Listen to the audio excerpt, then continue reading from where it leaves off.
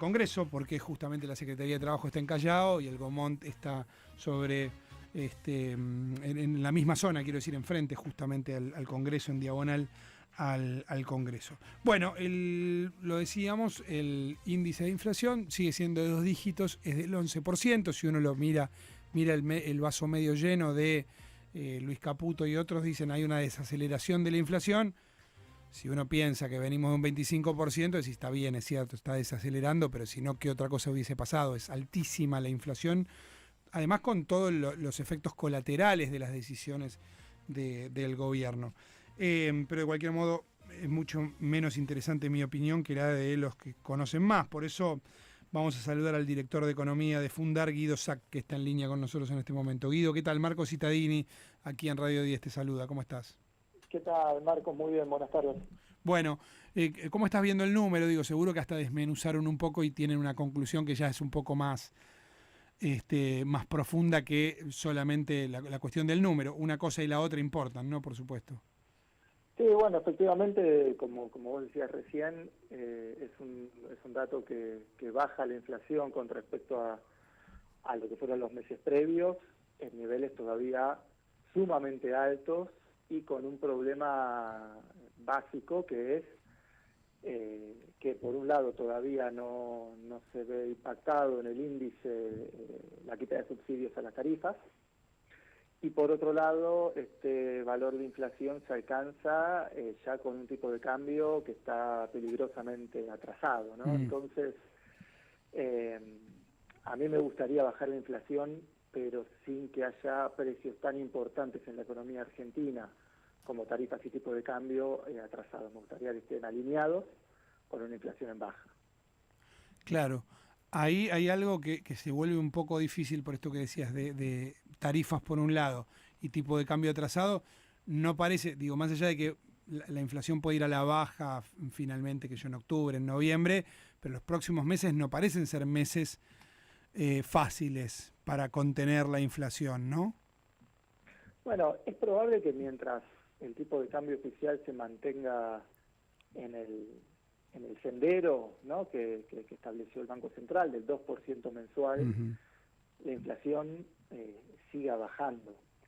El problema es la sostenibilidad de ese tipo de cambio, claro, ¿no? Porque de nada sirve bajar hoy la inflación por debajo del 10%, si dentro de unos meses vamos a tener una nueva devaluación que la lleve nuevamente a valores cercanos al 20, ¿no? Estoy dando números a modo de ejemplo nomás, ¿no? Pero a lo que me refiero es la sostenibilidad de la reducción de la inflación. Ahí te pregunto por una cosa y por la otra. La primera es si ahí está habiendo presión de los históricamente capaces de presionar, que son los sectores exportadores, para que el tipo de cambio se actualice. Bueno, es una gran duda eso, ¿no? Porque no solamente influyen las variables argentinas, que en cuyo caso es posible que los productores, en particular los productores agropecuarios, ¿no?, que ahora arranca la cosecha gruesa, y que muchas veces esperan a ver si logran una mejor rentabilidad con un tipo de cambio mayor, pero lo cierto es que hay una variable internacional que juega a favor de que liquiden, que es que los precios internacionales están bajando, ¿no?, de los productos agropecuarios. Claro. Con lo cual hoy un productor agropecuario está en la disyuntiva entre esperar a ver si logra una mejora cambiaria, pero a riesgo de obtener un precio internacional menor, y también con la particularidad de que el año pasado de sequía fue muy malo, y por lo tanto tienen un colchón más finito, ¿no?, para esperar. Dicho esto, es probable que haya una buena liquidación, todo este cóctel da que los incentivos están dados para una liquidación aceptablemente buena, que le permita al gobierno posiblemente mantener, mientras que dure la cosecha gruesa, que es hasta junio, julio, un tipo de cambio más o menos estable, pero bueno, el problema es qué pasa cuando la cosecha gruesa se acaba, ¿no? Se termine. Y ahí entonces te pregunto lo otro, y en el mientras tanto, bueno, tenés menos presión inflacionaria porque no necesariamente tenés que devaluar. Es una de las formas de generar presión inflacionaria en la Argentina. Pero a la vez también tenés pérdida de competitividad por ejemplo, qué sé yo, te vas encareciendo en dólares, algo que hace que vengan menos, por lo menos vienen las inversiones especulativas, pero no de las otras, vienen menos turistas, que por ahí es menor en términos de la economía global, pero en todo caso importa, y además seguimos empobreciendo a los argentinos, que por supuesto no están encareciendo su sueldo en dólares, ¿no? Claro, el problema es ese, digo, y justamente lo llamativo es eso. En estos meses se dio un fenómeno particular en la Argentina, que los salarios perdieron poder adquisitivo, pero aumentaron en dólares. Básicamente porque los precios aumentaron, porque aumentó el tipo de cambio oficial en diciembre, ¿no? Un 120% casi.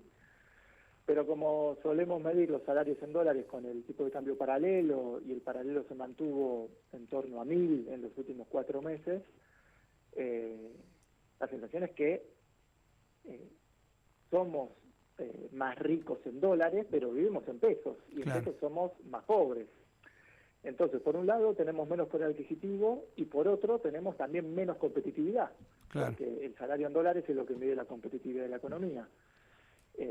Y a estos niveles de salarios en dólares y de precios en dólares, ¿no? Porque no solo los salarios, la sensación es que no es sostenible, ¿no? Digo, y cierro con esto, digo, esta respuesta, que haya argentinos que viven cerca de los límites del país, que en lugar, digamos, que vayan a comprar al supermercado, a Chile, a Uruguay, eventualmente a Brasil, bueno, y a otros países limítrofes, es un indicio de lo que está sucediendo. Que se invirtió en meses, ¿no, Guido? Digo, hace meses, no hace ni un año que venían los chilenos, los uruguayos y los brasileños a comprar a Argentina.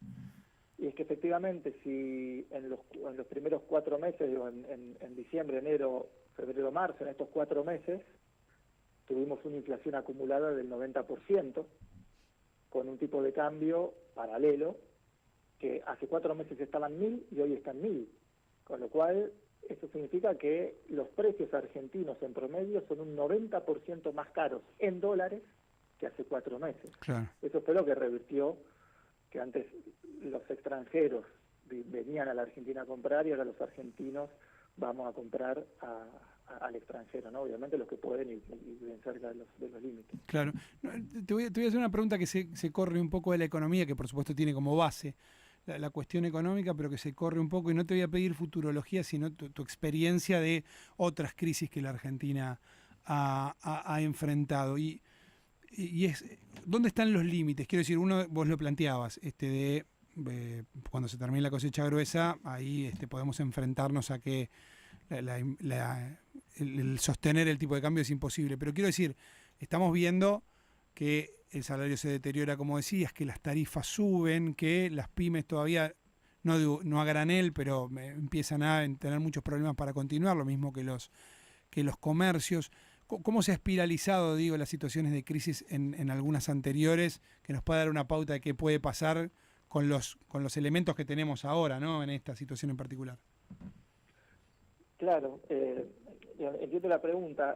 El problema principal... Sé que no es una respuesta fácil, ojo. De la macro. No, yo te voy a decir, mi especialidad en la macroeconomía. El problema es que la desinflación se logra con un tipo de cambio prácticamente fijo, aumentando al 2% mensual, ¿no? Y bueno, y esto en algún momento se hace insostenible. Claro. Entonces, yo creo que la estrategia de desinflación que debería seguir el sector público argentino, el gobierno, que le toque, bueno, ahora le toca a es una estrategia de desinflación sin desalinear los precios relativos. Es decir, sin que el tipo de cambio quede atrasado, sin que las tarifas queden atrasadas, y sobre todo sin que el salario quede atrasado, ¿no? Porque esta es la peor manera de bajar la inflación, ¿no? Con un ancla salarial, ¿no? Y la verdad es que hoy se está viendo sobre todo mucha ancla salarial y ancla cambiaria después del salto del 120%. Claro. ¿Por qué durante el menemismo en algún momento funcionó? Digo, entre el 91 y el 93, ¿no? Más o menos, momento más, momento menos, eso funcionó. Después dejó de funcionar y antes no había funcionado. ¿Pero por qué en determinado momento sí sucedió? Bueno, para bajar la inflación funcionó porque el 1 a 1 fue sostenible durante 10 años. tuvimos tipo de cambio Claro. fijo 10 años. Yo te puedo asegurar que si hoy pudiéramos tener un tipo de cambio fijo durante 10 años, y ni siquiera 10, durante 2 años, o incluso menos, ¿no? Pero la inflación termina bajando. Claro. El problema, de nuevo, es la sostenibilidad, la Claro. convertibilidad después de 10 años no fue sostenible. Claro. Bueno, pero ya en el 95 tenía un 18% de desocupación, ¿no? Totalmente, no, sin lugar a dudas. Y ese es el riesgo, y también me desvío un poco de, Sí, no la importa. respuesta, pero ese es el riesgo de la dolarización. Claro. Una economía que dolariza, efectivamente, va a bajar la inflación. El problema es con qué desempleo, y la sensación es que una solución a la inflación en la Argentina por la vía de la dolarización va a generar un desempleo estructural como mínimo del estilo del que teníamos durante la convertibilidad, es decir, un 18%. No es la desinflación que yo quiero para mi país. Claro. Guido, la última, eso que estamos viviendo, porque vemos todos los días que se destruye trabajo, pero veníamos a pesar de que no eran trabajos de gran calidad y todo esto, eso también fue señalado, pero veníamos de números, todavía estamos en números muy bajos de desocupación. ¿En cuánto tiempo, digo, en función de lo que estás viendo, en cuánto sucede que empiezas a tener tasas de desempleo más graves? Bueno, eso es difícil saberlo porque depende principalmente del nivel de actividad, ¿no? Cuando crecemos, creamos empleo, cuando caemos, dejamos de crear empleo, por eso estamos estancados hace 12 años y tenemos la misma cantidad de trabajadores asalariados formales, ¿no? Es probable, el último dato que tenemos es del último trimestre del año pasado, con lo cual cuando la actividad había caído, pero no a los niveles que cayó a partir de mediados de diciembre. Seguramente sea el primer trimestre de este año, cuando tengamos el número dentro de 2 meses y medio, creo que sale, ya se va a ver un aumento del desempleo, y cómo siga evolucionando va a depender de cómo evolucione el nivel de actividad, ¿no? Si la recuperación es en B corta, como sostienen en el gobierno, bueno, va a haber un pico de desempleo que rápidamente se va a recuperar. Los que creemos que la recuperación va a ser mucho más lenta, y suponemos que el desempleo va a tardar en recuperarse. Y lo peor que podría suceder es, de nuevo, que la estrategia seguida por el gobierno provoque un tipo de cambio no sostenible.